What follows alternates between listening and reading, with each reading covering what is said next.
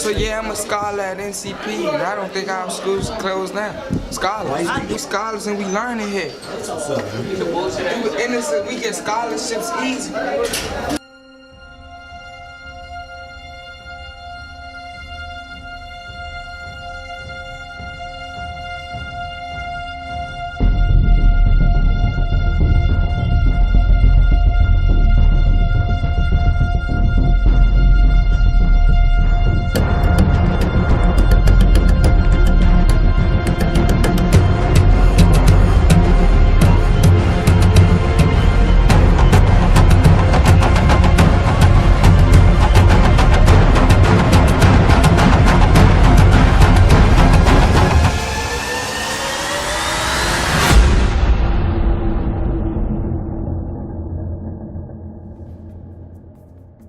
The first step in understanding who we are as a school, who National Collegiate is to understand where our school is located. Our school is in the Congress Heights neighborhood in Ward 8. If you look at the 2010 census, it tells some of the story. If you listen to our students, they'll tell the context behind with the numbers you see in the census. In our section of Ward 8, we have the highest unemployment, the lowest income, the highest dropout rate, the most reported incidents of trauma, the least access to health care, the lowest life expectancy, and every other at-risk factor you can imagine. In fact, if you go 2.5 miles to Ward 4, the life expectancy increases 17.5 years. These are the conditions that our families grow up in. These are the conditions that our students come from.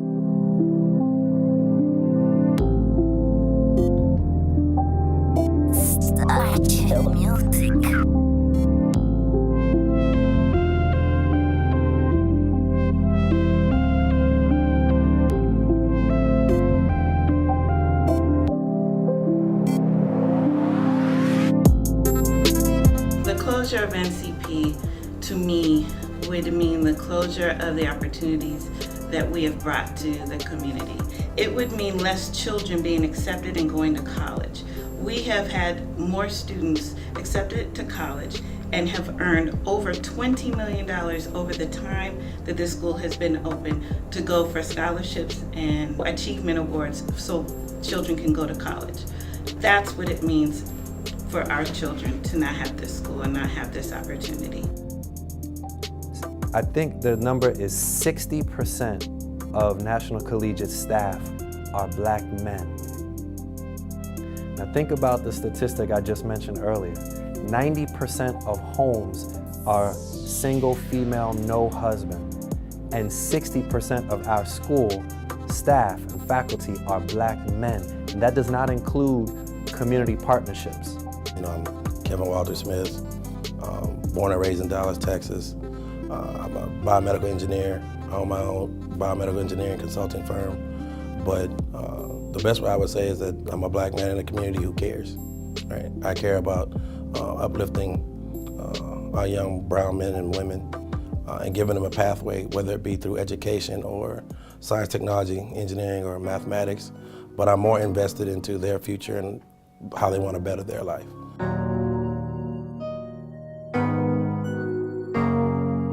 The 80s wiped this area out. This area is referred to as third world because of all the murders and the degradation and just the challenges that this community has had for over the last 40 years. So in this war-torn community, we have the grandsons, the sons, and the nephews, the remnants of that residue that's left over from the 80s crack era. And for those young people to have something like a National Collegiate Prep, where you got teachers that are more of an aunt than a teacher, administrators that serve more as family and confidants as opposed to just an administrator. These are the extra things that these kids need in order to thrive and hope for a better future or a better quality of life. So if you close this school, then what do they give them? So we're asking that you join us so we can help to save ourselves, because the government is not going to do it. It's nobody else's responsibility but ours. And if it's not us, then who? And if not now, when? The things that we're trying to do at the school, at National Collegiate, to combat some of the challenges and the risks that our children and their families are associated with are innumerable. They cannot be measured by a PARCC examination or by a PMF score, which is being used to justify school closure. We use a restorative model here at National Collegiate, and what that means is when a child gets in trouble, we don't just punish them and use punitive means, you suspended, go home and come back in 3 days. What we do is we use a restorative model, meaning we try to teach them how to atone, how to problem solve, how to understand how the situation came to be and how to resolve it. So we know that in the future when they experience conflict in school, in college, in the workplace, they're equipped to know how to handle it.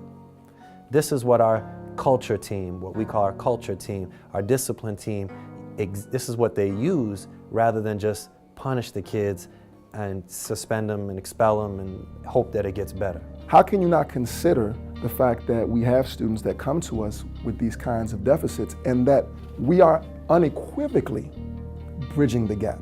Like not, I think, not my opinion, the data has demonstrated from the time I've been here that we are pushing these kids from a 3rd and a 4th and a 5th grade reading level up to a 7th and an 8th grade level in a matter of a calendar school year or 2 calendar school years.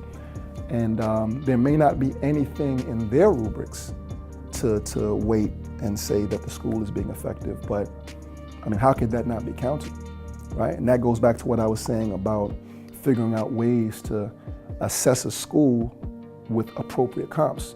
You know, if you're comparing this school in Ward 8 to a school that has a different profile, a different stature, a different set of resources in Ward 4 or somewhere else, it doesn't make any sense. NCP, Save NCP, featuring SOS. No, I've had a wonderful experience with the school. This school is like family to me. I mean, truly. They really do care about our students while they're here. And you know, my main thing is that they really care about them after they graduate as well, because my first daughter that graduated, valedictorian Shabrea, and I don't think I've ever told this story, but she, her first year, freshman year, college, she couldn't get her transcripts to register for her her sophomore year of college because she owed money. And we were paying out of pocket, one income family. You know, my husband was doing his best to make sure she didn't have to get loans the first year. And he was doing really, really well, but she was still left with $1,200, I believe it was. She couldn't register for her classes, so we weren't sure if she was gonna get back into school for her sophomore year of college. I didn't know what to do. I called Miss Ross, and I was like, Miss Ross, I don't know if you know any sponsors or anything that help children with these types of issues. And it really touched home with her because she had to sit out of school because she didn't have the money. And she called whoever she could call, different sponsors, teachers, I'm sure staff, and then contributed to the point that she only ended up with, I think, $300 left maybe. And she was able to go to her credit union, get a line of credit to finish the rest, and she was able to get back into college for her sophomore year. But she really did care beyond high school. When I called her, I'm sorry, it just touches my heart. We're not just a school here. So the consequences of closing our school like National Collegiate Prep would be detrimental to not just our students, the community, the parents, our partners, and we are a family here. And so we have wraparound services for our parents. Our parents need us. Our parents partner with us to make sure we're together saving. We still have alumni parents that come and support us. We still have parents that come here to look for us to help them parent their child. You're not just closing the door on a child or children. It's families, it's generations. It's the opportunities for our students to have experiences that they wouldn't necessarily have. Going to travel abroad, going to be able to see Broadway plays, being able to speak in front of audiences that they never would be able to, going to experience STEM activities at Walter Reed, doing all of those things. They would not have that necessarily. Now our students not here at Ward 8. And so closing the door on an NCP means closing the door to opportunities that they may not otherwise get, and that is detrimental. And schools that are not going to think about that. Exactly. Especially some of these larger schools. I mean, one of the benefits is we're small enough that we can actually focus on these other issues that the students are dealing with. Right. You know, you send them to some place like Ballou, and all of a sudden that student becomes one of possibly 1,000 kids. And, you know, the teachers are not going to be able to give that, you know, same kind of attention to the kids. Maybe they won't even care, I don't know. But I mean, the one good thing about NCP is because we have such small class sizes, we can focus on our students and really cultivate them not only academically, but just as people. National Collegiate has benefited me a lot. I mean, coming from a single parent, you know, father was never really into my life. National Collegiate has brought many father figures into my life, such as you for yourself. And that's why when I heard the shutdown of the school, I was mad, because I influenced some of my friends to come here, some of my younger cousins. They were actually coming here, but now they can't because it's gonna get shut down. It's just all terrible. I was a little upset because, you know, with me being here 3 years, I've been through a lot, you know, challenging things, and, you know, been working, you know, you got teachers helping me, because to be honest, I have doubted myself. So with everything and the teachers and the work, everything that I've been through, this is history. This school is history to me and to my family. It taught me a lot about life. NCP, it's still teaching me a lot about life, respect, responsibilities, brotherhood. You know, I play for the football team. And I just love it. It's not wrong. It's a cool little place. You can vibe, chill. Good bond with students, good bonds with teachers. Yeah, it's a good little place. Come back up. Yeah, you not gonna get back up?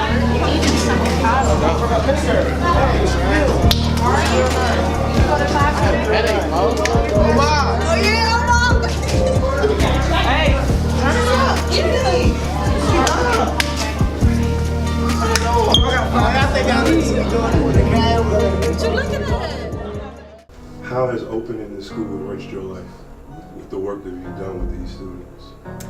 Every day I feel fulfilled. Every day I feel like this is my calling and this is where we're supposed to be. And for it to close would mean we don't get to offer that to children that truly deserve it. Everybody in the district sees these cycles of gentrification, cycles of school closure. We see cycles that represent dysfunction and the maintenance of that dysfunction by the systems that are in place that adversely affect Black people and predominantly Black neighborhoods. You see school closure in Ward 8, 7 and 8 more, disproportionately more than you see it in Wards 3 and Wards 4. Why? How can the charter board make decisions about a community school that the community demands stays there, the community supports, the community wants to be in place?